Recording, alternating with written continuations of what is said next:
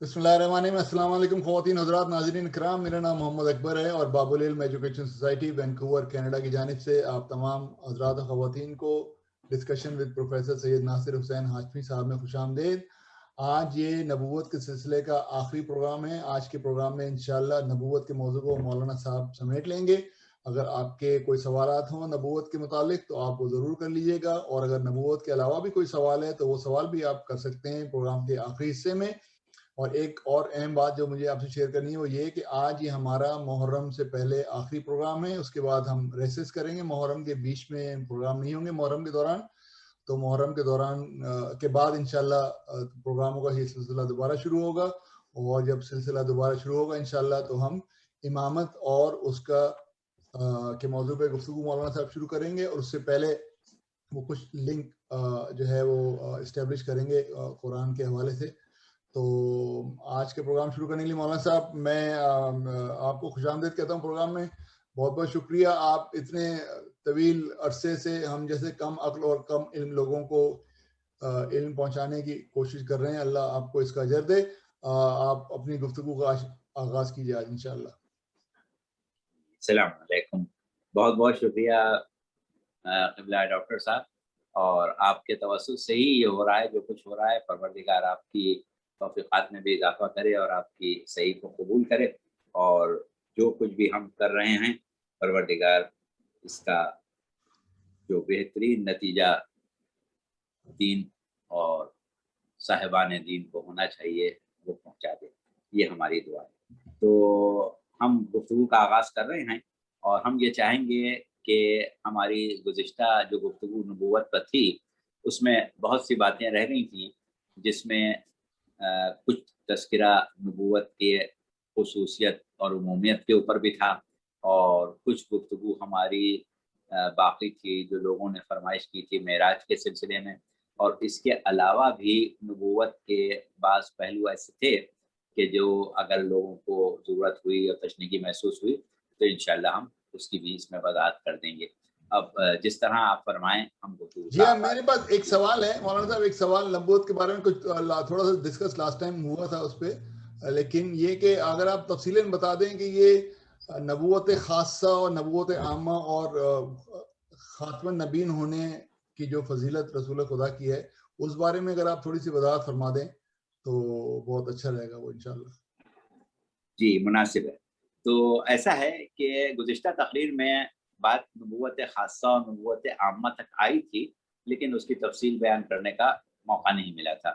और ये एक इतनी अहम बात है और इतना अहम नुक्ता है कि इसकी जितनी भी तफ़सील ज़्यादा से ज़्यादा हम बयान कर सकें, और जितना भी वक़्त हमारे पास गुंजाइश हो देने का, वो हमें देना चाहिए। तो सूरत ये थी कि उस दफ़ा हमने सूरह आले इमरान की एक आयत जिसका निशान 81 है वो पढ़ी थी, और उस समय इरशाद रब्बुल इज़्ज़त है। बल्कि एक बात हम और बता दें कि वो आयत वो है जिसे हम मीसाक़ अंबिया कहते हैं, यानी अंबिया का अहद। और उस अंबिया के अहद के तज़किरे में परवरदिगार आलम ने ये फरमाया था कि वइज़ अख़ज़ल्लाहु मीसाक़न नबिय्यीना लमा आतैतुकुम मिन किताबिन व हिकमतिन सुम्मा जाअकुम रसूलुम मुसद्दिक़ुन लिमा मअकुम लतु'मिनुन्ना बिही व लतंसुरुन्ना। आयत आगे भी है आपस में एक दूसरे को गवाह करने की और अल्लाह के गवाह होने की, वो हम छोड़ दे रहे हैं। तो सूरत ये है कि परवरदिगार आलम ये इरशाद फरमा रहा है कि उस वक़्त को याद करो कि जब हमने तमाम अंबिया से एक पुख्ता अहद लिया था, और उस वक़्त लिया था कि जब उनको किताब व हिकमत में से कुछ अता किया था। तो यहाँ पर एक बात तो ये तय है कि परवरदिगार आलम जिसको भी मबऊस पर रिसालत करता है उसको इल्म के साथ और हिकमत के साथ मबऊस करता है। और इल्म और हिकमत ज़ाहिर है कि हर नबी के लिए, जैसा कि ये बात पहले बयान हो चुकी थी कि परवरदिगार आलम ने अंबिया के बारे में ये फैसला किया है कि सब नबी जो हैं और सब रसूल जो हैं वो एक ही मर्तबे के, एक ही दर्जे के, एक ही मकाम फ़जीलत के नहीं होते, बल्कि तिलकल रसूल फ़ज़लना बाज़ुहुम अला बाज़ की ऊपर हम गुज़िश्ता तक़रीर में गुफ्तगू कर चुके हैं कि बाज़ रसूलों को बाज़ पर फ़जीलत दी गई थी। और उस फ़जीलत के मेआर पर भी हमारी तफ़सीली गुफ्तगू हो चुकी कि वो मेआर फ़जीलत जो है वो यही इल्म है। اور یہی معرفت ہے، اور یہی علم و معرفت کا نتیجہ بندگی اور قربت خداوندی کی شدت ہے۔ تو یہ وہ چیزیں ہیں کہ جس سے بنیاد پیدا ہوتی ہے ایک نبی کے دوسرے نبی پر فضیلت کی، یا ایک رسول کے دوسرے رسول پر فضیلت کی۔ اب یہاں پر جیسے کہ آیت ہم نے پڑھی تھی، اس میں یہ کہا گیا تھا کہ پروردگار عالم نے یہ ارشاد فرمایا کہ اس وقت کو یاد کرو جب ہم نے تمام انبیاء کو سے ایک عہد لیا، اور وہ عہد اس وقت لیا کہ جب ان کو کتاب و حکمت میں سے کچھ دیا، یعنی ان کو علم، ان کو معرفت، ان کو ایک ایسی حیثیت کہ جس کا تعلق اختیارات تکوینی سے ہے، اور اختیارات تکوینی جو ہیں ان کا تعلق علم کتاب سے ہے، جو ہم نے اس دفعہ تفصیل سے بیان کر دیا تھا کہ جب جناب سلیمان کے وسیع آصف برقیہ کا تذکرہ آیا تھا اور ان کی وہ کرامت بیان کی گئی تھی جس کے تحت انہوں نے پلک جھپکتے میں تخت بلقیس کو یمن سے فلسطین پہنچا دیا تھا، تو کہا گیا تھا کہ من عنده علم من الکتاب۔ تو یہ علم کتاب ایک ایسی چیز ہے۔ اسی طرح حضرت عیسیٰ کا تذکرہ کرتے وقت ہم نے کہا تھا کہ پروردگار عالم نے جناب عیسیٰ سے کہا تھا کہ ہم نے تم کو علم دیا، کتاب کا، حکمت کا، توریت کا اور انجیل کا، اور اس کے بعد پھر ان کے معجزات کا ذکر کیا تھا کہ پیدائشی اندھے کو بینا کر دینا، مردوں کو زندہ کر دینا، اور مبروس کو شفا دے دینا، وغیرہ وغیرہ۔ تو یعنی یہ وہ اختیارات تکوینی ہیں کہ جن کا تعلق بھی کتاب اور حکمت یا علم کتاب سے ہے۔ تو اب وہاں کہا گیا کہ تمام انبیاء کو علم کتاب دیا، لیکن علم کتاب میں سے کچھ دیا، اور اس کے بعد جب کہا گیا کہ جب وہ رسول مصدق آئے جو تمہاری تصدیق کرے تو تم سب پر لازم ہوگا کہ تم اس پر ایمان بھی لاؤ اور اس کی نصرت بھی کرو۔ تو یہاں پر جو ایک پروردگار عالم نے انبیاء کے مقام و مرتبے کا تعین کیا تو سرکار رسالت صلی اللہ علیہ وآلہ وسلم ایک طرف اور باقی تمام انبیاء ایک طرف۔ تو یہ ہے وہ بنیاد جس کے اوپر ہم کہہ رہے ہیں کہ وہ سب نبی تھے، ان سب کو اللہ نے کتاب و حکمت عطا کی، وہ سب اللہ کے برگزیدہ تھے، وہ سب اللہ کا دین اسلام ہی لے کے آئے تھے، یا اسلام کی بقا کے لیے، اس کی ان سے پہلے گزرے ہوئے صاحبان شریعت کی شریعتوں کے تحفظ کے لیے ان کو پروردگار عالم نے مبعوث کیا تھا۔ لیکن اس کے باوجود ان سب کی ایک حیثیت ہے اور پیغمبر اسلام کی اس کے مختلف حیثیت ہے۔ تو اس اعتبار سے ہم نے یہ کہا تھا کہ ایک نبوت جو ہے عمومی ہے، وہ تمام انبیاء کے لیے ہے، اور ایک نبوت خصوصی ہے جو سرکار رسالت صلی اللہ علیہ وسلم کے لیے۔ یہاں تک بات کسی حد تک ہو گئی تھی۔ اب اس سے جب ہم آگے بڑھتے تو دیکھیے بات یہ ہے کہ نبوت خاصہ اور نبوت عامہ میں کیا کیا فرق ہے، اس پر ہم بات کریں۔ تو کیا فرق ہے؟ پہلی چیز آپ یہ دیکھیں کہ تمام انبیاء جو مبعوث ہوئے ان کا ایک محدود زمانہ تھا۔ سب سے پہلے صاحب شریعت نبی حضرت نوح آئے، اور حضرت نوح پر ایمان لانا، حضرت نوح کی نبوت کی تصدیق کرنا، حضرت نوح کی اطاعت کرنا، حضرت نوح کی نصرت کرنا، حضرت نوح کو پروردگار عالم کی طرف سے فرستادہ سمجھنا اور ان کا ساتھ دینا، یہ سب کب تک رہا؟ جب تک کہ شریعت جناب ابراہیم نہیں آ گئی۔ تو یعنی نبوت جناب نوح کا زمانہ کہاں تک ہے؟ جب سے اللہ نے مبعوث کیا 950 سال تو انہوں نے تبلیغ کی، اور اس کے بعد پھر ان کی نبوت پر ایمان لانا ہر انسان پر واجب تھا۔ کب تک؟ جب تک کہ جناب ابراہیم مبعوث نہ ہو جائے۔ حضرت ابراہیم کے مبعوث ہونے کے بعد حضرت نوح کی نبوت پر یقین رکھنا صحیح ہے، حضرت نوح کی نبوت کا اقرار کرنا صحیح، ان کی نبوت پر ایمان لانا صحیح، لیکن ان کی شریعت پر عمل کرنا اب صحیح نہیں۔ اب کس کی شریعت پر عمل ہوگا؟ اب جناب ابراہیم کی شریعت پر عمل ہوگا، یعنی زمانہ نبوت نوح گزر گیا۔ نوح کی نبوت اپنی جگہ، نوح کی فضیلت اپنی جگہ، نوح کا مقام و مرتبہ اپنی جگہ، لیکن زمانہ اتباع، زمانہ शरीयत वो गुजर गया।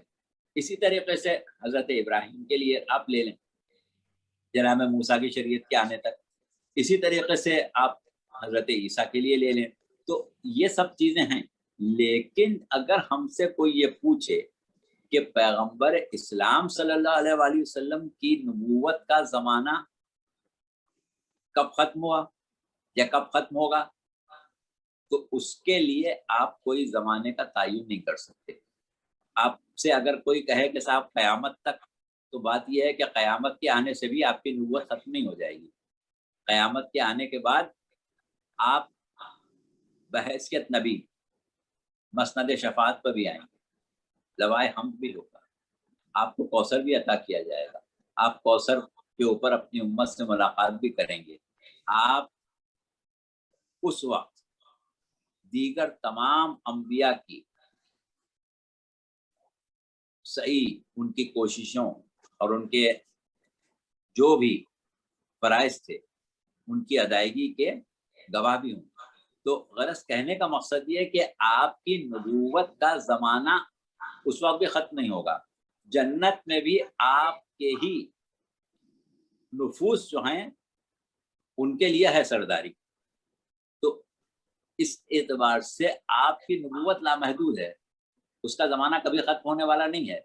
यानी किसी ज़माने में आप कलमा पढ़ते ला इलाहा इल्लल्लाह नूह रसूलुल्लाह, किसी ज़माने में आप कलमा पढ़ रहे हैं ला इलाहा इल्लल्लाह इब्राहीम रसूलुल्लाह, कभी आप कलमा पढ़ रहे हैं ला इलाहा इल्लल्लाह मूसा रसूलुल्लाह, कभी कलमा पढ़ रहे हैं ला इलाहा इल्लल्लाह ईसा रसूलुल्लाह।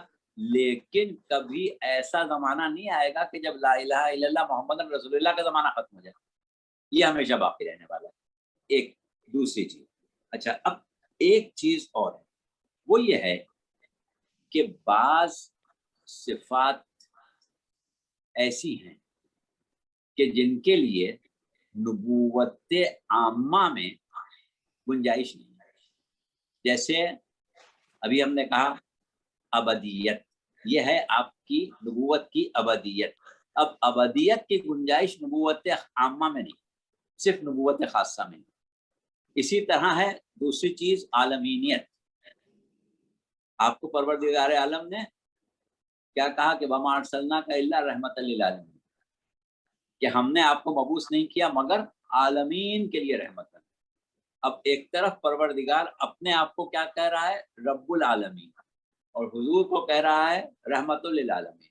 तो सूरत क्या हुई कि आलमीयत जिसके तसव्वुर को परवरदिगार आलम ने आलम इंसानियत को समझाने के लिए अपना तारुफ रुबूबियत आलमीनियत के हवाले से किया, उसी लफ्ज़ आलमीनियत को पैगंबर इस्लाम के लिए इस्तेमाल कर रहा है। यानी ये आलमीनियत जो है ये भी तकाज़े नबूवत कामिला है, नबूवत जुज़ई में या नबूवत उमूमी में इसकी गुंजाइश नहीं है। ये गुंजाइश सिर्फ नबूवत कामिला में है। परवरदिगार आलम ने आपके बारे में एक अजीब बात की। सूरह फुरकान में इरशाद हुआ कि तबारकल्लज़ी नज़्ज़लल फुरकान अला अब्दी लियकुना लिल आलमीन नज़ीरा। बाबरकत है वो ज़ात के जिसने अपने बंदे पर फुरकान को नाजिल किया। क्यों नाजिल किया? ताकि वो आलमीन के लिए नज़ीर बन जाए। अब देखिए लफ्ज़ आलमीन यहाँ फिर इस्तेमाल हुआ, आलमीन के लिए नज़ीर बन जाए। अब आलमीन की अगर आप तशरीह चाहें तो आलमीन, जैसा कि अभी हमने कहा कि रहमतुल लिल आलमीन, रब्बुल आलमीन के आगे बढ़े तो रहमतुल लिल आलमीन। अब नज़ीरुल आलमीन, तो ये आलमीन का नज़ीर कैसे बन जाए? जब आप आलम की बात करते हैं तो ये आलम दुनिया भी आ जाता है, आलम बरज़ख भी आ जाता है, आलम महशर भी आ जाता है, आलम आखिरत भी आ जाता है। तो क्या हुआ कि नबूवत जो है वो मुहीत है। फिर अगर आप तसव्वुर कर लें कि इस आलम दुनिया के अलावा बहुत से आलम मकानी तौर पर हैं, यानी ये जो हमने कहा ये कैफियत के एतबार से, आलम दुनिया एक कैफियत है, आलम बरज़ख एक कैफियत है, आलम महशर एक कैफियत है, आलम आखिरत एक कैफियत है। कैफियत के एतबार से आपने आलमीन मुकर्रर कर ली। اس کے بعد آپ مکانی اعتبار سے کہ بھئی یہ عالم دنیا ہے، یہ کوئی اور عالم ہے، یہ کوئی اور عالم ہے، تو کوئی عالم ایسا نہیں ہے کہ جو آپ کی نظارت سے خالی ہو۔ اچھا، اس کے بعد لفظ عالم بعض اوقات زمانی طور پر بھی استعمال ہوتا ہے، اور زمانی طور پر استعمال ہونے کا مطلب یہ ہے کہ ایک زمانہ جب گزرتا ہے تو اپنی صفات، اپنے تقاضے، اپنے حالات، اپنی کیفیات چھوڑ دیتا ہے۔ جیسے ہم کہیں کہ حضرت آدم سے پہلے کا وہی زمانہ تھا، پھر حضرت آدم پیدا ہو گئے، دنیا میں انسان آباد ہو گیا، انسان ابتدائی عہد گزار رہا تھا، وہ ایک زمانہ تھا، وہ ایک عالم تھا، کیونکہ اس وقت کے تقاضے الگ تھے، اس وقت کے حالات الگ تھے، اس وقت کے مسائل الگ تھے۔ اب اس کے بعد وہ زمانہ گزر گیا، ہم کہتے ہیں کہ بھئی ایک زمانہ ہے کہ جو جناب نوح سے شروع ہو گیا۔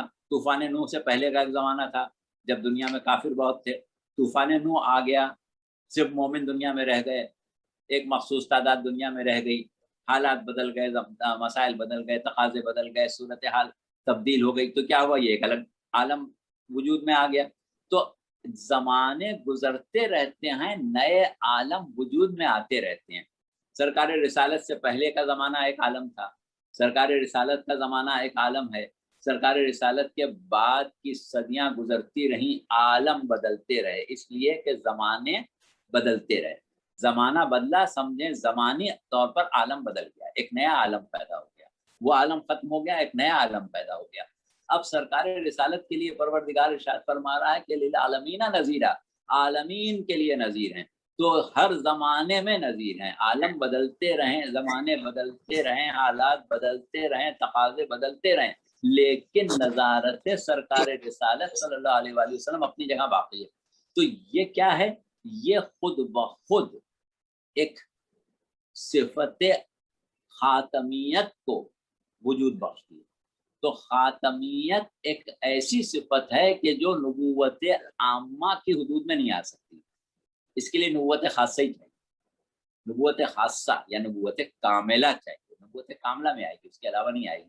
اچھا، اسی طریقے سے ہم اور اگر آگے بڑھتے ہیں تو عالمیت ہے، اس کے بعد اور کئی چیزیں ایسی ہیں جس میں سب سے اہم چیز یہ ہے کہ نبوت کے ساتھ امامت و ولایت کا عطا ہونا، اور اس امامت و ولایت پر اس دین محمدی کا کمال واقع ہونا، اور آپ کے عہد میں آپ کی نبوت کے ناشران، آپ کی نبوت اور آپ کے پیغام کے محافظان آپ کے نفوس کی شکل میں ہمیشہ باقی رہیں، اور جو علوم آپ لے کے آئے ہیں ان کی نشر و اشاعت من جانب اللہ ہمیشہ باقی رہے۔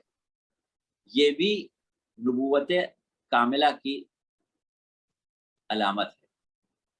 اور اس کے بعد وہ انبیاء کہ جن کو پروردگار عالم نے معجزات عطا کیے، وہ سارے معجزات پیغمبر اسلام کو بھی عطا کی، وہ تمام صفات جو دوسروں کو عطا کی وہ مجموعی طور پر سرکار رسالت کو عطا کر دی، وہ تمام طریقے وحی ربانی کے جو دیگر انبیاء کے لیے تھے وہ صرف رسول اللہ کی ذات میں جمع ہو گئے، یعنی تمام صفات انبیاء کی ایک جگہ جمع ہو جائیں، یہ نبوت خاصہ ہے۔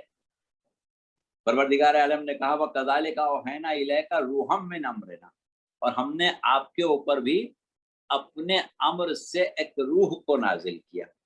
اور اس میں اس کی تفسیر میں ایک چیز یہ بھی کہی جاتی ہے کہ وہ تمام طریقے اور وہ تمام درجات نزول وحی جو سب انبیاء کے لیے ہیں وہ پیغمبر اسلام کے لیے بھی، یعنی ایسا نہیں ہے کہ پیغمبر اسلام کے لیے کچھ کم ہے۔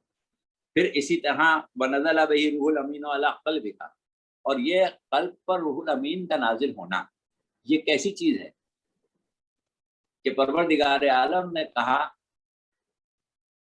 قرآن کے بارے میں کہ لو انزلنا ھذا القرآن علی جبل لرأیتہ خاشعا متصدعا من خشیۃ اللہ، اگر ہم اس قرآن کو کسی پہاڑ پر بھی نازل کر دیتے تو تم اس کو پھٹا ہوا اور جھکا ہوا پاتے خشیت الہیہ سے، یعنی سخت سے سخت، مضبوط سے مضبوط، بڑی سی بڑی چیز جس کا تم تصور کر سکتے ہو وہ پہاڑ ہے، پہاڑ بھی متحمل نہیں تھا نزول قرآن کا۔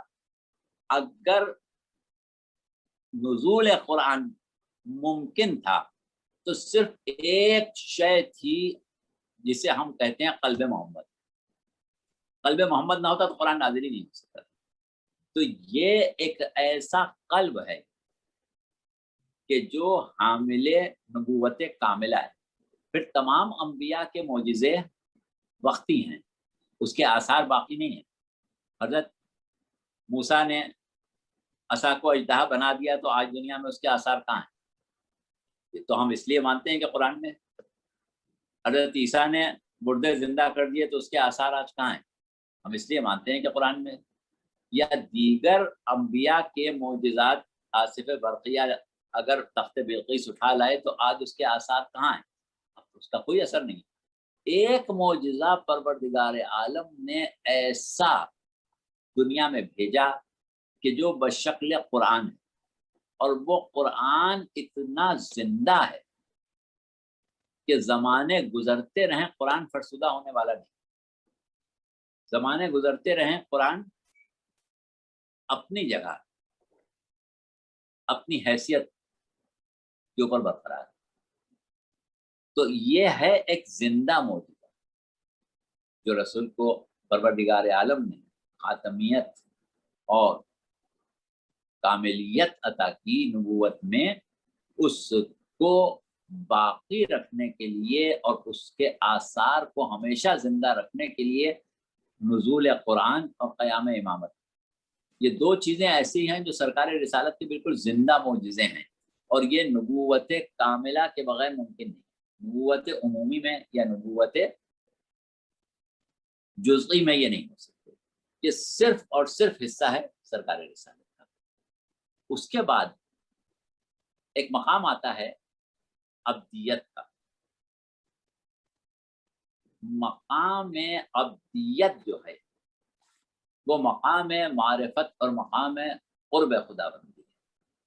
جتنا جتنا قرب اور جتنا جتنا معرفت الہیہ کے درجات بلند ہوتے جاتے ہیں، اتنی اتنی عبدیت میں ایک بلندی اور ارتقاء پیدا ہوتا رہتا ہے۔ تو یہ وہ رسول ہے کہ جس کی عبدیت اور کمال بندگی جو اس کا کمال ذات ہے، اس کی پروردگار عالم کی بارگاہ میں اتنی اہمیت ہے کہ وہ اس کی عبدیت کی گواہی پہلے دلواتا ہے، نبوت کی گواہی بعد میں دلواتا ہے۔ اور اسی طریقے سے جیسے ابھی آپ نے تذکرہ معراج کا کیا، معراج بھی وہ صفت ہے کہ جو بندگی، تقرب، معرفت اور علوم میں ملکوت السماوات والارض کی ایک ایسی عرفانی منزل ہے کہ جس کا تصور کوئی اور نہیں کر سکتا، اور یہ نبوت خاصہ کا حصہ ہے۔ کوئی عام نبی یعنی سرکار رسالت کے علاوہ کسی نبی کو نہ کبھی معراج ہوئی اور نہ ممکن۔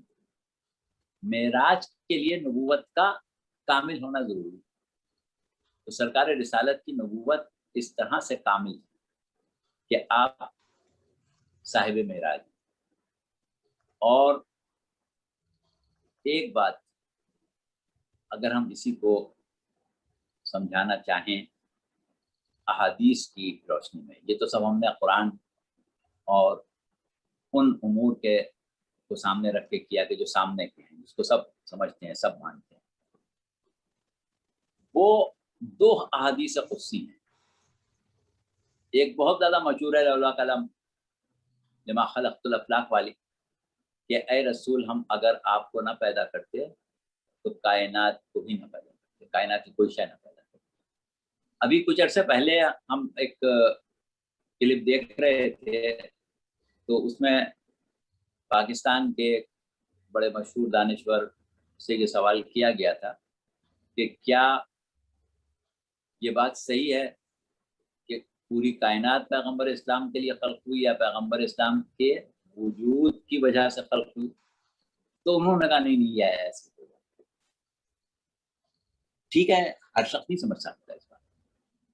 یا سرکار رسالت کے بارے میں کہا کہ میں ایک چھپا ہوا خزانہ تھا جب میں نے چاہا کہ پہچانا چاہوں پر ابھی تم کو جبکہ 1,23,999 انبیاء ہیں سرکار رسالت کے علاوہ. تو کیا وہ معرفت پروردگار عالم کے لیے کافی نہیں تھے؟ یقیناً تھے, لیکن معرفت کے درجات ہیں. معرفت کلی ایک مقام ہے اور ایک وہ مقام انسانیت ہے جسے ہم کہیں معرفت کما حقہ حاصل ہو جائے. تو کما حقہ معرفت کی راہیں نہیں کھلتی اگر صاحب معراج نہ ہوتا. تو یہ ایک ایسی چیز ہے کہ جس کو ہم عقلاً بھی ثابت کر سکتے ہیں. جیسے مثال کے طور پر آپ یہ بتائیں کہ اگر ایک شخص کے گھر میں کھلونے بچے نہیں ہیں اور وہ بہت سی کھلونے خرید کے لے جا رہا ہے تو آپ اس کو کیا کہیں کہ بھائی جب تمہارے گھر میں بچے ہی نہیں ہیں کھلونوں کا کیا ہوگا, کائے کے لیے کھلونے خرید؟ یعنی اس کو آپ غیر حکیم اور ایک قسم کا ناسمجھ انسان کہیں گے کہ اس چیز کے اوپر تم خرچ کر رہے ہو, اس چیز کو جمع کر رہے ہو جس کا تمہارے پاس مصرف ہی نہیں. آپ کے گھر میں کوئی مہمان آنے والا نہیں ہے اور دیر نہیں چڑھی نہیں, کھانا پک رہا ہے. جب کوئی کھانے والا ہی نہیں تو کھانا کیوں پکا رہا ہے؟ اچھا, اب اگر فرض کریں کہ پروردگار عالم زمین کو خلق کر دیتا اور زمین پر رہنے والا, زمین کی افادیت سے استفادہ کرنے والا, زمین پر بسنے والا, زمین پر ہل چلانے والا, زمین سے کھیت اور اناج حاصل کرنے والا, زمین سے معدنیات حاصل کرنے والا کوئی نہ ہوتا تو بتائیں کہ زمین کو خلق کرنا حکمت تھی؟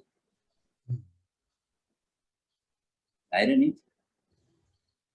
اسی طرح پروردگار عالم نے انسان کے بارے میں کہا وَهُوَ الَّذِي سَخَّرَ الْبَحْرَ, وہ اللہ وہ ہے جس نے تمہارے لیے سمندر کو مسخر کر دیا. لِتَأْكُلُوا مِنْهُ لَحْمًا طَرِيًّا, تاکہ تم اس سے تازہ گوشت حاصل کرو. پھر اس کے بعد اسی طریقے سے پروردگار عالم نے سمندروں پر کشتیوں کا چلنا, نہروں کا جاری ہونا, بہت سی چیزیں, بہت سی آیتیں ہیں. ہم ساری اتنی نشاندہی کے دیتے ہیں. سورہ نحل میں ہے 14ویں آیت جس کو ہم نے شروع کیا تھا چھوڑ دیا. سورہ ابراہیم کی 32ویں آیت ہے. سورہ جاسیہ میں تو یہاں تک کہا کہ وَسَخَّرَ لَكُم مَا فِي السَّمَاوَاتِ وَمَا فِي الْأَرْضِ جَمِيعًا مِّنْهُ, کہ ہم نے تمہارے لیے ہر وہ شے خلق کی جو زمین و آسمان پر ہے. جو کچھ ہے وہ سب زمینوں میں بھی آسمانوں میں تمہارے لیے خلق کیا. اس کے لیے خلق کیا؟ انسان کے لیے. تو جب انسان کے لیے خلق کیا ہے تو اس کا مطلب یہ ہے کہ زمین و آسمان کے وجود کی حکمت انسان کا وجود ہے. ہر شے انسان کے لیے خلق ہوئی. سورہ ایک مرتبہ حدیث قدسی میں کہا کہ یا بنی آدم خلقت الاشیاء لاجلک وخلقتک لاجلک, اے بنی آدم ہم نے تمام اشیاء تیرے لیے خلق کی اور تجھ کو اپنے لیے خلق کیا. یعنی ہر شے انسان کے لیے خلق کی. جب یہ بات طے ہو گئی تو اس کا مطلب یہ کہ اگر انسان کو خلق نہ کیا ہوتا تو کچھ بھی خلق کرنے کی ضرورت نہیں تھی. اب سوال یہاں پر فوراً یہ پیدا ہو کہ انسان کو کیوں خلق کیا. تو وما خلقت الجن والانس الا لیعبدون، ہم نے پیدا ہی نہیں کیا انسانوں اور جنوں کو مگر اس لیے کہ وہ عبادت کریں. یہاں پر عبادت سے ہر شخص یہ مطلب لیتا ہے کہ سفر حصول معرفت و تقرب، کہ انسان سیر تکامل کے لیے پیدا ہوا، سفر تقرب کے لیے پیدا ہوا، قربت خداوندی کے حصول کے لیے پیدا ہوا. اور یہ قربت، یہ معرفت حاصل ہو ہی نہیں سکتی تھی اگر نبوت کاملہ وجود میں نہ آتی. تو اب دیکھیے کہ ہر شے اس لیے پیدا کرنا تھی کہ اس سے استفادہ کرنے والا انسان و جن، اور اس کے بعد ان کو اس لیے پیدا کرنا تھا کہ وہ اللہ کی معرفت حاصل کرے، اور معرفت کا ذریعہ پیغمبر اسلام. تو اگر ہم یہ بات مان لیں کہ پوری کائنات سرکار رسالت کی وجہ سے خلق ہوئی تو اس میں کیا پریشانی ہے؟ عقل تو کچھ برائی نہیں. بہرحال یہاں پر بھی نبوت کاملہ کی نشانی. اچھا، اب اس کے بعد ہم آپ سے یہ سوال کریں گے کہ اتنی گفتگو تو ہو گئی، ہمارے پاس ہم نے ایک چیز اور لکھ کے رکھی تھی بیان کرنے کے لیے، اور وہ رکھی تھی نبوت خاصہ اور نبوت عامہ کو سمجھانے کے لیے جناب ابراہیم علیہ السلام سے پیغمبر اسلام کا تعلق. اور جناب ابراہیم علیہ السلام کی نسل میں دو سلسلوں کا قائم ہونا، ایک نسل اسحاق جس میں تمام انبیاء بنی اسرائیل آئے، اور ایک نسل اسماعیل جس میں صرف سرکار رسالت آئے. تو ان دونوں میں فرق کیا ہے اور کس طریقے سے وہ تمام انبیاء جو نسل جناب اسحاق میں آئے ہیں ان سے برتری ثابت ہو جاتی ہے نسل حضرت اسماعیل میں آنے والے پیغمبر اسلام کی. تو یہ مگر گفتگو کرنے کے لیے ہمیں پھر 15 منٹ 20 منٹ کم سے کم چاہیے ہوں گے. تو اگر آپ کے پاس وقت ہے اور میں آپ اس کو 10 منٹ میں سمیٹ لیجیے، لیکن میرے پاس 2-3 سوال ذہن میں میرے آئے، اگر وہ آپ اسی جو گفتگو بھی ہو رہی ہے تو ہمارے خیال میں آپ ایسا کریں کہ پہلے وہ سوال کر لیں. ہاں، تو میرے پاس ایک سوال بچے گا تو یہ بات کر لیں گے. جی تو پہلا سوال میرے ذہن میں جو ہے وہ یہ ہے کہ آپ نے فرمایا کہ اللہ نے کہا کہ میں نے تمہیں عالمین کے لیے رحمت بنا کے بھیجا. تو لیکن یہ عالمین تو جو زمان کی بات تو ہو گئی، زمان کی بات جو ہے، مکان کی بات تو ہو گئی، لیکن زمان کی بات جو ہے وہ زمان کی بات تو جبھی سے شروع ہو گئی نا، یہ رسول اللہ کے زمانے سے ہی آگے ہوگا نا. رسول اللہ اپنے پیچھے زمانے میں بھی رسول تھے.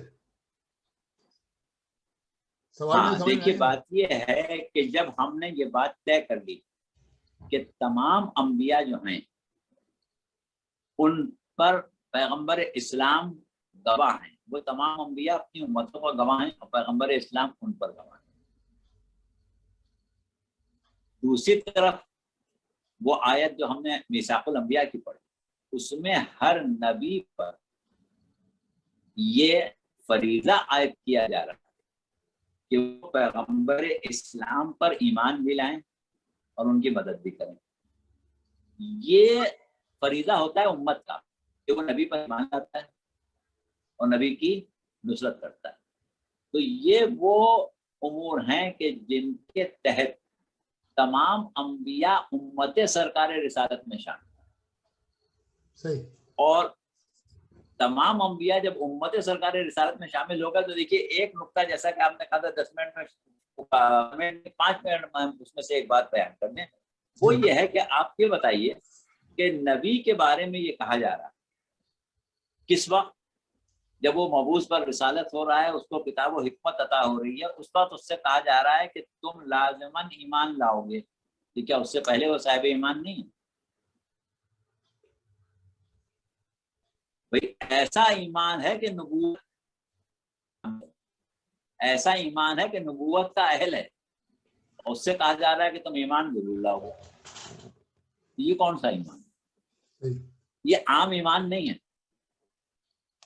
یہ ایک خاص ایمان ہے. اس کے اوپر اب آج ہمارے پاس موقع نہیں، جیسا کہ ہم نے کہا تھا کہ لمبی گفتگو ہو جائے گی، کہ یہ ایک خاص ایمان ہے جو انبیاء کو لانا ہے.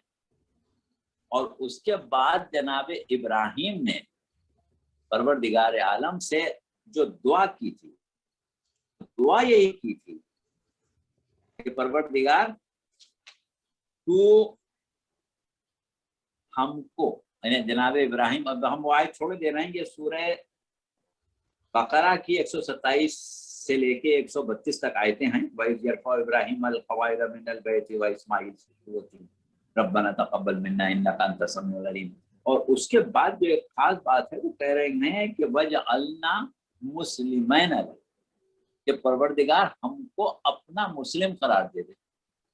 اب بتائیے کہ جناب ابراہیم وہ ہیں کہ جو تمام منازل سے گزر چکے، تبلیغ کی منازل سے گزر چکے، بت کدے کے بت توڑنے کی منزل سے گزر چکے، نارے نمرود کی منزل سے گزر چکے، جناب اسماعیل کے ذبیحے سے گزر چکے، بے آب و گیا غیر آباد زمین پر اپنی نوزائیدہ بچے اور زوجہ کو چھوڑ چکے، یعنی سارے امتحانات سے گزر چکے. اب حضرت اسماعیل اتنے بڑے ہو گئے ہیں کہ ان کے ساتھ خانہ کعبہ کی تعمیر میں حصہ لے رہے ہیں. اس وقت کہہ رہے ہیں کہ ہم لوگوں کو اپنا مسلمان قرار دیں. اور جناب اسماعیل کا مقام وہ کہ جب پر حضرت اسماعیل ان سے کہتے ہیں کہ بھائی مجھے اللہ کی طرف سے یہ حکم ملا ہے، تو وہ کہتے ہیں کہ انشاءاللہ ہم مجھے صابرین میں سے پائیں گے. تو وہ جو منزل صبر میں بارگاہ خداوندی کے ایک ایسے مقام پر ہے کہ اپنے ذبیحے کے لیے تیار ہے، اس کے بارے میں اور اپنے بارے میں کہہ رہے ہیں کہ ہمیں اپنا مسلمان بنا دے. تو مسلمان تو ہم آپ سب ہیں، کلمہ پڑھ کے مسلمان بن جاتے ہیں. یہ وہ مسلمان ہے، یہ وہ اسلام نہیں ہے، یہ وہ ایمان نہیں ہے. صحیح، یہ خصوصی ایمان. صحیح، وہ خصوصی ایمان. مسئلہ دقیق ہو جائے گا، وہاں اس کو یہیں پہ چھوڑ دیں. زرین کے لیے، زرین کے پاس کوئی سوال ہے؟ جی بولیے میڈم. السلام علیکم. میں تھوڑا دیر سے شروع کر پائی، تو میں پتہ نہیں آپ نے اس کا ذکر کیا یا نہیں، لیکن پچھلی دفعہ آپ نے کہا تھا کہ معراج کا ذکر شروع میں آپ کر رہے تھے کہ ایک سے زیادہ دفعہ یہ واقعہ ہوا، اور جس طرح ہم اس کو سمجھتے ہیں وہ اس سے تھوڑا آپ اس میں اور جانا چاہ رہے تھے. تو اگر موقع ملے تو اس کے بارے میں وضاحت کر دیں. انشاءاللہ آج کا ارادہ ہمارا یہی ہے کہ معراج کے بارے میں گفتگو کریں گے. اور ابھی اگر یہ اور کوئی بات باقی ہے تو اس کا ہم جواب دے دیں. ہاں، ایک تو سوال ہے مولانا، ذرا مختصر میں آپ ان کا جواب دے دیجیے جلدی جلدی. ایک تو آپ نے فرمایا کہ معراج کے لیے نبوت کا کامل ہونا ضروری ہے، تو ایسا کیوں ہے؟ معراج پہ تو رسول اللہ ایک رات میں گئے اور واپس آ گئے. یہ تو 970 سال رہے ہیں نوح، تو ایک رات میں وہ بھی جا کے معراج سے آ جاتے ہو کہ اس میں کتنا ٹائم لگنا؟ جی ہاں، بات یہ ہے، یہی ہم نے کہی کہ معراج جو ہے وہ ہمارے فہم و ادراک سے باہر ہے. صحیح. ہم ایک سفر معراج کی بات تو کرتے ہیں، لیکن پروردگار عالم یہ کہہ رہا ہے، اور ایسے نہیں کہہ رہا ہے، سبحان الذی، یعنی اپنی تعریف کے ساتھ کہہ رہا ہے، سبحان الذی اسری بعبدہ لیلا من المسجد الحرام الى المسجد الاقصى. تو وہ اپنے بندے کے بارے میں جو بات کہہ رہا ہے، اور یہ کہہ رہا ہے کہ ہم یہ چاہتے تھے کہ اس کو ملکوت سماوات والارض دکھائیں. یہ منزل جناب ابراہیم کے لیے ایک جگہ آئی ہے، وَكَذَلِكَ نُرِي إِبْرَاهِيمَ مَلَكُوتَ السَّمَاوَاتِ وَالْأَرْضِ وَلَيَكُونَ مِنَ الْمُوقِنِينَ، کہ ہم نے اسی طرح ابراہیم کو دکھائے ملکوت سماوات والارض، اور ہم نے یہ چاہا کہ وہ موقنین میں شامل ہو جائے، یقین کرنے والوں میں شامل ہو جائے. تو اس کا مطلب ابراہیم کو جن لوگوں میں شامل کیا جو صاحبان یقین ہیں، وہ ابراہیم کے علاوہ ہیں. اچھا، تو جناب ابراہیم کی معراج یہیں تک ہے، لیکن سرکار رسالت کی معراج کا مقام اس سے بلند ہے. جناب ابراہیم ابو الانبیاء ہیں اور سرکار رسالت کے بعد تمام انبیاء سے افضل، کوئی نبی حضرت ابراہیم سے افضل نہیں ہے سوائے پیغمبر اسلام کے، اور پیغمبر اسلام کا مقام معراج اس سے بہت زیادہ بلند ہے۔ اب وہ معراج جو ہے اس کی حقیقت کیا ہے؟ معراج کے واقعے میں ملکوت سماوات والارض کیا ہیں، یعنی پروردگار عالم کی حکومت کے آثار کیا ہیں۔ پروردگار عالم کی حکومت کے آثار جو زمینوں میں ہیں، جو آسمانوں میں ہیں، ان کو سرکار رسالت نے اس طرح درک کیا کہ اس کو قرآن میں اشاروں میں کنایوں میں بیان کیا گیا، اس لیے کہ وقت گزرتا جائے گا، انسانیت ترقی کرتی جائے گی، انسان علم میں، عقل میں، فہم و فراست میں جو ترقی کرتا جائے گا، جو مقام بلند حاصل کرتا جائے گا، وہ اسرار و رموز معراج کو سمجھتا جائے گا۔ ہم یہ دیکھتے ہیں کہ قرآن میں سورہ والنجم میں بہت ہی دقیق اشاروں میں معراج کا تذکرہ ہوا ہے۔ ہمارے بڑے بڑے مفسرین اس آیت میں، ان آیات میں، یعنی اس سورے کی ان آیات کی تفسیر میں متفق نہیں ہو سکے، جس طرح دیگر آیات میں بہت سے لوگ مختلف نکات پر مختلف معاملات میں متفق ہوئے ہیں، معراج کی آیتوں میں نہیں ہو سکے۔ لوگوں کی عقول سے اوپر ہیں یہ آیتیں۔ چلیے ٹھیک ہے، اگر تو چھوڑ دیں اس کو، ٹھیک ہے۔ اچھا، اب ایک سوال اور ہے آخری اسی سلسلے میں، کہ آپ نے فرمایا کہ رسول خدا صلی اللہ علیہ وسلم کے پاس وہ تمام معجزات تھے جو پچھلے انبیاء کو دیے، وہ تمام صفات تھیں جو پچھلے انبیاء کو دیں، تو ذرا اس پہ بھی تبصرہ فرما دیں کہ جو رسول خدا کی امت ہے اس میں بھی وہ تمام برائیاں ہیں جو پچھلے تمام پیغمبروں کی امتوں میں برائیاں تھیں، ایک ایک وہ ان میں سب موجود ہیں، چوری، ہاں یہ بھی رسول کی حدیث ہے باقاعدہ۔ جی، لوط کی قوم جو تھی وہ برائیوں میں پڑی تھی، جب فرشتے لوط کے پاس آئے اور وہ آ گئے بری نیت سے، تو انہوں نے کہا تم میری عورتوں کو چھوڑ کے مردوں کے پیچھے کیوں پڑے ہو؟ تو رسول کی جو امت ہے وہ عورتوں کو بھی نہیں چھوڑتی اور مردوں میں بھی مشغول ہے، تو اس پہ بھی تبصرہ فرما دی نا کہ رسول کی امت بھی بالکل عظیم الشان ہے۔ جو نبی جتنے بڑے مرتبے کا ہوتا ہے، ظاہر ہے اس کو اتنا ہی مشکل کام دیا جاتا ہے۔ جتنا بگڑا ہوا معاشرہ جس نبی کو ملے، آپ یہ سمجھیں کہ اس نبی کا مقام و مرتبہ اتنا ہی بلند ہے، کیونکہ آسان کام کم مرتبے کے نبی کو دیا جاتا ہے، مشکل کام زیادہ بڑے مرتبے کے نبی کو دیا جاتا ہے۔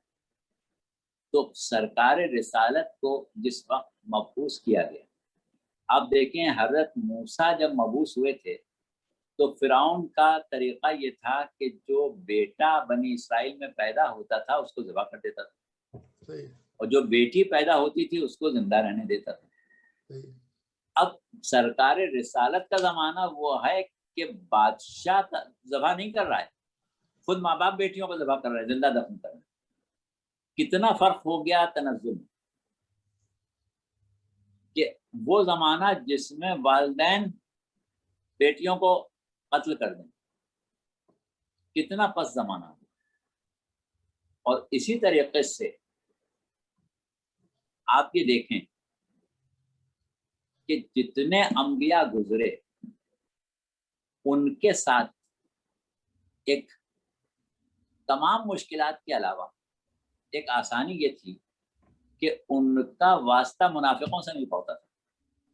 اگر فرض کیجئے حضرت نوح کو لے لیں، حضرت نوح نے 950 سال پتھر کھائے، لیکن جب کشتی بن گئی تو اس میں کون سوار ہوا؟ مومنین۔ منافقین اگر ہوتے جناب موسیٰ کی حضرت نوح کی امت میں سوراخ ہو جاتا تو وہ تو اچھل اچھل کے بیٹھ جاتے کشتی میں، کہتے ہم مسلمان ہیں، ہم تو آپ کا ایمان لیں۔ تو کتنا مشکل ہو جاتا جناب نوح کے لیے کشتی سے منافقوں کو اتارنا۔ صحیح، لیکن کسی نبی کا واسطہ نہیں پڑا، سب سے زیادہ جو واسطہ پڑا منافقوں کا سرکار رسالت کو۔ تو اس طریقے سے جس امت میں ایسے افراد پیدا ہوئے کہ جنہوں نے بنی اسرائیل والے تمام گناہ کر ڈالے، کہ رسول اللہ نے کہا کہ جو کچھ بنی اسرائیل نے کیا وہ سب تم کرو گے، کوئی چیز چھوڑو گے نہیں۔ حد یہ کہ اگر ان کی امت میں ایک گوہ اپنے سوراخ میں گئی ہے تو تمہارے یہاں بھی یہ ہوگا، یعنی مسئلہ یہ محاورتاً ایک بات کہنا چاہیے کہ حد بہر کوئی کرو گے، جبکہ بنی اسرائیل کے ہر نبی کے ساتھ شرارتیں مختلف قسم کی گئی، اور وہ ساری شرارتیں اکیلے رسول اللہ کے ساتھ کر لی گئی۔ تمام انبیاء کے ساتھ ظلم ہوئے، انبیاء کو پتھر مارے گئے، انبیاء کو قتل کیا گیا، انبیاء کو آرے سے چیرا گیا، انبیاء کے اوپر بہت ظلم ہوئے، لیکن صرف سرکار رسالت وہ ہیں کہ جو یہ فرماتے ہیں کہ کسی نبی کی امت نے وہ ظلم نہیں کیا اپنے نبی پہ جو میری امت نے کیا۔ تو اپنی جگہ طے ہے کہ آپ کا مرتبہ اتنا اعلیٰ تھا کہ آپ کے سامنے مسائل بھی اسی طرح تھے۔ ٹھیک ہے، اب آپ ذرا 10 منٹ میں وہ فرما دیے جو آپ نے فرمایا کہ ابراہیم کی نسل میں ایک طرف رسول خدا ہیں اسماعیل کی نسل سے اور باقی سارے انبیاء ہیں اسحاق کی نسل سے، تو اس کے اوپر تبصرہ فرما دیے 10 منٹ میں۔ دیکھیے بس ہم 10 منٹ میں کیا کریں، ہم نے پورا نوٹس لکھے تھے، ہم آپ کو زبانی اس کا خلاصہ بتا دیں۔ ہاں بتا دیے خلاصہ۔ وہ خلاصہ یہی ہے کہ جناب ابراہیم یہ کہہ رہے ہیں کہ ہم کو اپنا مسلمان قرار دے، تو یہ سمجھ لیجئے کہ یہ ایمان جس کی جناب ابراہیم دعا کرتے یہ عام ایمان نہیں، یہ ایک خاص کیفیت تقرب ہے، یہ ایک خاص جذبہ ایثار و قربانی کا اسلام ہے، یہ ایک خاص اسلام ہے کہ جو پروردگار عالم اپنے کچھ مخصوص بندوں کو عطا کرتا ہے، اور نبوت اور رسالت اپنی جگہ، یہ ایمان کا درجہ اپنی جگہ ہے، اور اس کے بعد اسی میں پروردگار عالم سے دعا کرتے ہوئے سرکار رسالت وہ حضرت ابراہیم یہ کہتے ہیں کہ وَمِن ذُرِّيَّتِنَا أُمَّةً مُسْلِمَةً لَكَ، کہ ہماری ذریت میں بھی ایک امت مسلمہ قرار دے۔ اب پہلے اپنے آپ کو اور حضرت اسماعیل کے کہہ رہے ہیں کہ ہمیں مسلمان قرار دے، پھر کہہ رہے ہیں کہ ہماری ذریت میں امت مسلمہ قرار دے۔ تو اس کا مطلب یہ ہوا کہ جس اسلام کی دعا حضرت ابراہیم اپنے اور حضرت اسماعیل کے لیے مانگ رہے ہیں، اس کی بقا بھی مانگ رہے ہیں، اور وہ کس میں مانگ رہے ہیں؟ ذریت اسماعیل میں، ذریت اسماعیل میں وہ اسلام باقی ہے۔ اور اس کے بعد پھر آپ کی جب دعا آگے بڑھتی ہے تو پھر کہتے ہیں کہ ربنا وابعث فیہم رسولا منہم یتلو علیہم آیاتک ویعلمہم الکتاب والحکمۃ ویزکیہم انک انت العزیز الحکیم۔ یعنی پھر دعا کرتے کرتے کہتے ہیں، پہلے کہتے ہیں مسلمان پیدا کر، میری ذریت میں کچھ مومنوں کو باقی رکھ، کوئی زمانہ ایسا نہ آئے کہ ذریت ابراہیم میں اس معیار کے مومن نہ ہوں۔ اور اس کے بعد کہا کہ انہی میں سے ایک رسول کو مبعوث کر۔ تو رسول عام تاثر یہ کہ کافروں میں مبعوث ہو، رسول کافروں میں مبعوث نہیں ہوئے، رسول مومنوں میں مبعوث ہوں۔ اور وہ مومن کون سے مومن ہیں؟ کہ جن کے ایمان کا تذکرہ جناب ابراہیم اپنی دعا میں کر رہے ہیں، اور پھر پروردگار عالم نے اس کی تصدیق کی، لقد من اللہ علی المؤمنین اذ بعث فیہم رسولا من انفسہم، کہ اللہ نے مومنوں پر احسان کیا کہ ان میں سے رسول کو مبعوث کیا۔ تو یہ ایک امت مسلمہ جو جناب ابراہیم سے جس کا تعلق ہے، اور اس کے بعد پروردگار عالم نے کہا کہ ان اول الناس بابراہیم للذین اتبعوہ وہذا النبی والذین آمنوا واللہ ولی المؤمنین، واللہ ولی المؤمنین، کیا کہا کہ مومنوں کا سرپرست اللہ ہے، اور وہ مومن اور یہ نبی وہ ہیں کہ جن کو ابراہیم سے ایک خاص نسبت ہے۔ تو یہ ایک ایسا مقام ہے کہ وہ ابراہیم جس کی نسل میں اولو العزم پیغمبر پیدا ہو رہے ہیں، موسیٰ اور عیسیٰ جیسے پیغمبر ہو رہے ہیں، جناب याकूब, जनाब यूसुफ, और उसके बाद तसलसुल अंबिया चल रहा है। वो इब्राहिम एक मर्तबा इस तसलसुल मोमिनीन की तरफ गुफ्तगू कर रहा है और उनमें उस रसूल के मबूस होने की बात कर रहा है। और इसी को आप मिला लें वहां से कि तमाम नबियों से अहद दिया कि तुम ईमान लाओगे। तो ये एक खास मकाम है कि जो सिर्फ और सिर्फ सरकार रिसालत सल्लल्लाहु अलैहि वसल्लम के लिए है, बाकी किसी के लिए नहीं। तो ये हमने मुख्तसर कर लिया, 10 मिनट के से कम में इसको। ठीक है, अब आप जो जरीन का सवाल था मेराज के बारे में, इनका जरीन का सवाल जो मेराज के बारे में है, जैसा कि हमने कहा कि वो सूरह बनी इसराइल का तो हमने तस्करा किया कि उसका आगाज ही वहीं से हो रहा है। अब उसके बाद हमने जैसा कि अभी कहा कि हमारे मुफस्सिरीन इस मामले में मुत्तहद और मुत्तफिक नहीं है आलम इस्लाम के, यानी वो खाशिया मुफस्सिरीन हो या गैर शिया मुफस्सिरीन, सब ने इसमें अपने अपने उलूम और अपने अपने फहम फरासत के मुताबिक अंदाजे लगाएं। लेकिन इसमें इस किस्म के अल्फाज और ऐसी इस्तिलाहें इस्तेमाल हुई हैं कि जो और कहीं इस्तेमाल नहीं या हुई हैं, तो फिर उसी से मिला के इसको समझने की कोशिश की गई। तो सूरह वन नज्म जो है, जिसकी इब्तिदा यहाँ से होती है कि वन नज्म इज़ा हवा मा ज़ल्ला साहिबुकुम वमा गवा वमा यंतिक़ु अनिल हवा इन हुवा इल्ला वह्युन यूहा। तो ये हम ऐसा कर लेते हैं कि थोड़ा थोड़ा सा इक़्तिबास आपको सुनाई देते हैं। हमारे सामने इस वक्त तफसीर नमूना आक़ाए नासिर मकारिम शिराजी की, उसका तर्जमा, तफसीर साफ़ी मुल्ला मोहसिन फैज़ काशानी की, उसका तर्जमा, और तफसीरुल खिताब अल्लामा अली नकी नकी अलमारूफ अल्लामा नक्कन साहब, ये सब मौजूद हैं। और सबको अगर पढ़ा जाए तो कई घंटे चाहिए। तो हम सिर्फ उनमें से थोड़ी सी जो बातें उन्होंने ली हैं इन आयात के ऊपर, वो पढ़ के ही सुनाई देते हैं, क्योंकि हम तकरीर के शक्ल में करेंगे तो देर लग जाएगी। तो यहाँ पर वन नज्म इज़ा हवा जो है, इसका तर्जमा नक्कन साहब ने ये किया है कि कसम है सितारे की जब वो झुके, न तुम्हारा साथी या तुम्हारा साहब गुमराह हुआ है और न वो बैठा है न भटका है।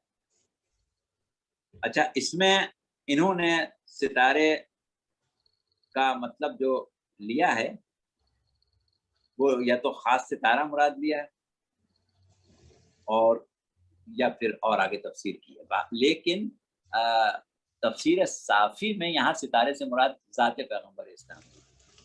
अच्छा, वमा यंतिक़ु अनिल हवा इन हुवा इल्ला वह्युन यूहा से आगे जब हम पढ़ते हैं तो वो गुफ्तगू शुरू होती है कि जिसका ताल्लुक़ मेराज से। अल्लमहु शदीदुल क़ुवा, उसको जो तालीम दी है वो शदीदुल क़ुवा ने दी। अब यहाँ पर मुफस्सिरीन ये बहस करते हैं कि शदीदुल क़ुवा का मतलब क्या है। हमारे पास जो इस बहस का लुब्बे-लुबाब है वो शदीदुल क़ुवा का मतलब अल्लाह है, यानी अल्लाह ने इनको इल्म दिया है। अब उसके बाद कहा कि ज़ू मिर्रतिन फस्तवा व हुवा बिल उफ़ुक़िल आला सुम्मा तना फतदल्ला फकाना क़ाबा क़ौसैन औ अदना फ़औहा इला अब्दिही मा औहा। कि अब वो बात शुरू होती है कि वो ठहरे अतराफ़ आसमान पर, ठहरे उस बुलंद तरीन नुक्ते पर, फिर ज़्यादा करीब हुए और ज़्यादा करीब हुए तो वो 2 कमानों या इससे कम तर के फासले पर पहुंच गए। उसने अपने बंदे की तरफ वो वही की जो वो वही करना चाहता था। तो अब इन आयात में जो गुफ्तगू की है नक्कन साहब ने, वो हम थोड़ी सी पढ़ के सुना देते हैं। इन आयात में सिलसिला कलाम पहुंच गया है मेराज के जिक्र के आगाज़ की तरफ। एक खुद मेराज आम इंसान के जहन की सतह से बहुत ऊंची चीज़ है, और फिर कुरान में उसका तज़किरा तो वो भी ज़मीरों के साथ, इसलिए ज़मीरों की तायीन में और जो इस्म मजहर है उसके मिज़दाक़ में मुफस्सिरीन सरगर्दा नजर आते हैं। मजबूत ताकतों वाले साहिब क़ुव्वत से मुराद आम तौर पर जिब्राइल अमीन समझे गए हैं, यानी ये जो शदीदुल क़ुवा है, यहाँ बाज़ लोगों ने जनाब जिब्राइल का जिक्र किया है, मगर उनकी तरफ मौल्लिम रसूल होने की निस्बत से जहन में खलिश पैदा होती है। ہاں یہ سمجھا جا سکتا ہے کہ واسطہ فی تعلیم ہونے کی بنا پر ان کی جانب تعلیم کی نسبت دی گئی، یعنی ان کا خیال بھی یہ ہے کہ نہیں وہاں مراد جبرائیل نہیں ہے بلکہ پروردگار، جبکہ اکثر مفسرین نے حضرت جبرائیل مراد دی۔ اس کے بعد جو فتدنا ہے تو اس کا مطلب ہم یہ سمجھتے ہیں کہ جبرائیل اور حضرت اس نقطے تک پہنچے جسے افق اعلیٰ کہا گیا، اور پھر حضرت پیغمبر خدا کے دائرے میں لا کر سمجھانے کی خاطر 2 کمان یا اس سے کم کہا گیا، اور یہ یا لفظ اظہار تردد و شک کے لیے نہیں ہے بلکہ وہ بلکہ کے معنی ہے، تاکہ قرب رسول 2 کمان میں محدود نہ ہو جائے، بلکہ اس سے کمتر اور کمتر کی کوئی حد نہیں بتائی۔ اس کا نتیجہ یہ ہے کہ سننے والا فہم و خیال و تصور میں جتنا چاہے آگے بڑھ جائے، بس ممکن رہے اور واجب واجب، مخلوق مخلوق رہے، خالق خالق۔ اب قریب تر ہونے کے لفظ سے جب اس مرکز جلال خداوندی کا تصور ہو گیا تو یہ ضمیر اس کی طرف ہے کہ اس نے اپنے بندے پر جو وحی کرنا چاہیے۔ اب اس وحی کا اجمالی تذکرہ قرآن میں ممکن۔ اچھا، اس کے بعد پھر اگلی آیتیں۔ اب اگر آپ کہیں تو یہ تو علامہ نقن صاحب فرما رہے ہیں، ناصر مکارم شیرازی صاحب اس سلسلے میں فرما رہے ہیں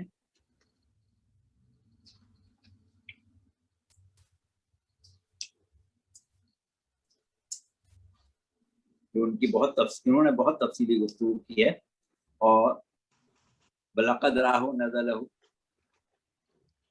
نزلۃ اخری سے شروع کیا انہوں نے۔ اچھا، اور دوبارہ اس کا مشاہدہ کیا سدرۃ المنتہا کے قریب کہ جہاں جنت المأویٰ ہے، اس وقت جبکہ ایک چیز خیرہ کرنے والے نور سے سدرۃ المنتہا کو ڈھانپ رکھا تھا، نہ تو اس کی آنکھ نے انحراف کیا اور نہ ہی سرکشی کی، اس نے اپنے پروردگار کی چند عظیم آیات و نشانیوں کا مشاہدہ کیا۔ اب دیکھیے یہ اس کی تفصیل میں اگر ہم جاتے ہیں، یہ بہت سے صفحے ہیں جس پر گفتگو ہو رہی ہے، لیکن اس میں بھی بات تقریباً وہی ہے کہ یہ وہ اسرار و رموز تقرب پروردگار عالم ہیں کہ جو عام آدمی کی سمجھ میں آنے والے نہیں، اور ان اشاروں سے ہم زیادہ سے زیادہ یہ اندازہ لگا سکتے ہیں کہ جو مقام و مرتبہ تقرب اور جو مقام و مرتبہ معرفت، جو مقام بلندی بندگی آخر تک ممکن تھا انسان کے لیے، اور انسان میں بھی خیر البشر کے لیے، انبیاء میں بھی سید الانبیاء کے لیے، نبیوں میں نبوت کاملہ کی منزل تک پہنچنے کے لیے والے کے لیے، یعنی یہ بلندیاں ہیں، اور ہوتے ہوتے ہوتے ہوتے اس بلندی کی جب آخری بلندی پر ہم جاتے ہیں تو وہ معراج ہے، جس کو اشاروں میں سمجھایا گیا ہے۔ تو یہ ایک ایسی چیز ہے کہ جس کو کسی نبی کو میسر نہیں ہوئی، اور سوائے پیغمبر اسلام صلی اللہ علیہ وسلم کے، کہ یہ آپ ہی کا مقام ہے کہ آپ کو مقام معراج عطا کیا گیا ہے۔ اور جیسا کہ ہم نے گزشتہ تقریروں میں یہ کہا تھا کہ ہمارے عقیدے کے مطابق معراج کوئی واقعہ ہی نہیں ہے، واقعہ تو ہے اور ایک دفعہ نہیں بار بار کا ہے، لیکن یہ دراصل آپ کی صفت ہے۔ پیغمبر اسلام کا صاحب معراج ہونا آپ کے مقام و مرتبے کا ایک عظیم درجہ ہے۔ تو اس اعتبار سے معراج کے لیے تو اگر ہمیں تفصیلی گفتگو کرنا ہے تو اسی موضوع پر بہت سی نشستیں رکھنا پڑیں گی، کم سے کم 3-4 نشستیں رکھنا پڑیں گی، کہ جس میں ہم تمام قرآن مفسرین کے کیے ہوئے تبصرے اور ان سے سیر حاصل بحث جو ہمیں ملتی ہے اس پر بات کریں۔ فی الحال ہم معذرت کر رہے ہیں اس لیے کہ آپ لوگ جو کچھ چاہتے تھے معراج کے بارے میں وہ ہم نہیں بتا سکے، اور ہماری گفتگو تشنا ہے، اور اس تشنگی کے سلسلے میں ہم معذرت خواہ۔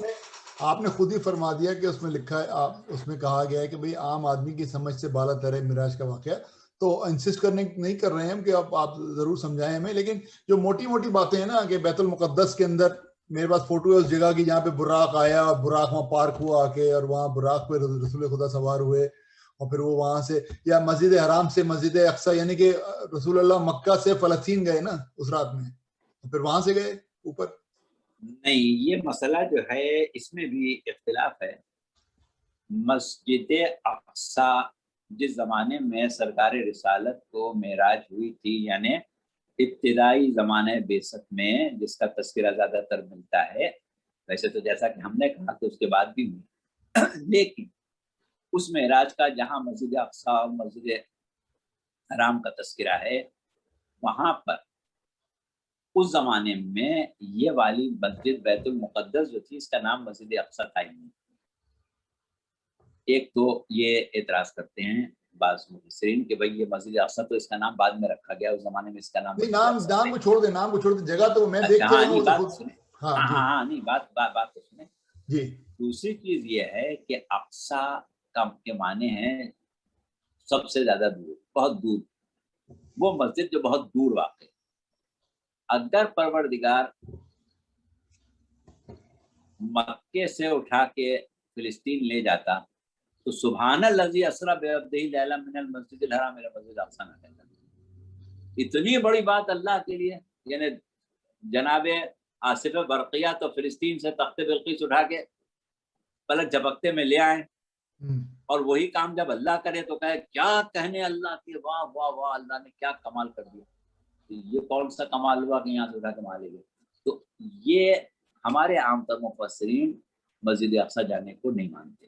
ان کا مطلب یہ ہے کہ مسجد اقصی کا مطلب وہ مسجد جو پروردگار عالم نے ایک مقام قرار دیا ہے ملائے اعلیٰ میں. اچھا ٹھیک ہے. وہ ملائے اعلیٰ میں جو مسجد ہے اس کو مسجد اقصی کہا گیا ہے کہ مسجد الحرام سے مسجد اقصی ملائے اعلیٰ لے گیا. یہاں سے اٹھا کے فلسطین سے مکے سے فلسطین لے گیا تو اتنا بڑا کمال تھوڑی ہو گیا. وہ تو میں ہر سال جا سکتا ہوں، تو بڑی بات نہیں، لیکن یہ جو قبلہ اول ہے وہ بھی تو وہی ہے. جی ہاں، قبلہ اول ہونا اس کا ایک فضیلت ہے. جس طریقے سے خانہ کعبہ حضرت ابراہیم اور حضرت اسماعیل نے تعمیر کیا تھا، اسی طرح بیت المقدس جو ہے وہ حضرت داؤد اور حضرت سلیمان نے تعمیر کیا تھا. تو حضرت داؤد اور حضرت سلیمان کی تعمیر کی ہوئی مسجد جو حکم الہی سے ہوئی، دو نبیوں نے بنائی اور اس کو پروردگار عالم نے قبلہ قرار دیا، تو اس کی فضیلت، اس کا مقام و مرتبہ وہ سب اپنی جگہ ہے. اور سرکار رسالت سفر معراج میں اگر اس مسجد اقصی تک گئے ہوں اور وہاں سے گئے ہوں تو اس میں بھی کوئی انکار کرنے کی بات نہیں ہے. لیکن اس جملے کو کہ سبحان الذی اسری بعبدہ لیلا من المسجد الحرام، ایک رات میں مسجد حرام سے وہاں تک لے گیا، تو یہ کون سی اتنی بڑی بات تو نہیں ہوئی نا. نہیں، لیکن وہ اسٹاپ اوور ہو سکتا ہے نا مولانا، کہ وہاں پہ انہوں نے، میری گزارش سن لیجیے، وہاں پہ انہوں نے جو مسجد اقصی تو مین اس کے اوپر جو بیسمنٹ کے اندر جو مسجد ہے جہاں پہ حضرت مریم کا جگہ بنی ہوئی ہے کہ وہاں سے رسول اللہ گئے تو نہیں، حضرت مریم کا حجرہ بھی ہے وہاں بنا، حضرت مریم کا حجرہ بھی وہاں بنا ہوا ہے. تو وہ بات جو ہے وہ اس مسجد اقصی کو مسجد اقصی نہیں کہا جا رہا ہے، بلکہ جو مسجد اقصی ملائے اعلیٰ میں ہے، آسمان پر ہے، اللہ جانتا ہے کہاں ہے، بہت دور ہے، اس کی بات کی جا رہی ہے. وہاں سے ہوتے ہوئے چلے جائیں وہ ایک الگ مسئلہ ہے. میں تو اس فزیکل جگہ کی بات کر رہا ہوں جہاں پہ جب ہم گئے تو انہوں نے کہا جی یہاں پہ رسول خدا نے جماعت کی اور تمام انبیاء نے اس مقام پر رسول خدا کے پیچھے جماعت پڑھی نماز. مسجد کے اندر ہی نیچے بیسمنٹ میں مقام ہے وہیں پہ. یہ روایات بھی ملتی ہیں کہ آپ نے، بعض روایت میں چوتھا آسمان کا لفظ استعمال ہوتا ہے، بعض جگہ کسی اور آسمان کا لفظ استعمال ہوتا ہے، اور جہاں پر آپ نے انبیاء کی جماعت کی تو وہ اپنی جگہ ہے. اور وہی جیسا کہ ہم نے کہا کہ مفسرین نے اختلاف کیا ہے بہت زیادہ. صحیح، ٹھیک ہے، صحیح ہے. چلیے، تو اور کسی کے پاس اگر سوال ہے تو آپ سوال کر لیں، ورنہ ہمارا ٹائم تو تقریباً ختم ہو گیا.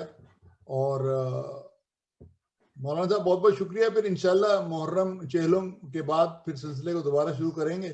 اور جس طرح آپ نے فرمایا تھا کہ امامت سے پہلے 1-2 لیکچرز کے اندر آپ وہ کنیکشن اسٹیبلش کریں گے. ہاں، 2 لیکچر میں ہم انشاءاللہ، یا ہو سکتا ہے کہ ایک ہی لیکچر میں ایک وہ عقیدہ جو قرآن کے بارے میں ہم رکھتے ہیں اس کے اوپر بات کر لیں گے. اور اس کے بعد ویسے بھی نبوت سے متصل جو چیز ہے وہ امامت ہی ہے، انشاءاللہ اس پر آ جائیں. ٹھیک ہے. چلیے، اب کوئی سوال نہیں ہے نا خواتین حضرات، تو بہت بہت شکریہ آپ کا. اور جس طرح میں نے شروع میں کہا تھا کہ اب تقریباً 2 مہینے کا وقفہ ہوگا ہمارے پروگراموں میں، اور چہلم کے بعد انشاءاللہ ہم دوبارہ اس سلسلے کو شروع کریں گے. تو آپ تمام حضرات و خواتین کا بہت بہت شکریہ. انشاءاللہ زندگی رہی تو 2 مہینے کے بعد پھر ملاقات ہوگی. شکریہ مولانا صاحب. خدا حافظ. بہت شکریہ ڈاکٹر صاحب, اور ہمیں بہت خوشی بھی ہے اور اس بات پر فخر بھی ہے کہ آپ نے جو صحیح کی اس کا بہرحال نتیجہ سامنے آیا بھی ہے اور آ بھی رہا ہے. اور یہ تقریریں جو ہماری اس وقت نبوت کے اوپر ہوئی اس میں بھی ہم نے کوشش کی, اور آپ نے جس طریقے سے ہمارے گفتگو کو مرتب کیا, ہمیں امید ہے کہ لوگوں کو لازماً اس سے استفادہ ہوگا. پروردگار قبول فرمائے اور آپ کی بھی توفیقات میں, آپ کی صحت تندرستی میں, سلامتی میں. اچھی بات ہے. خدا حافظ. خدا حافظ.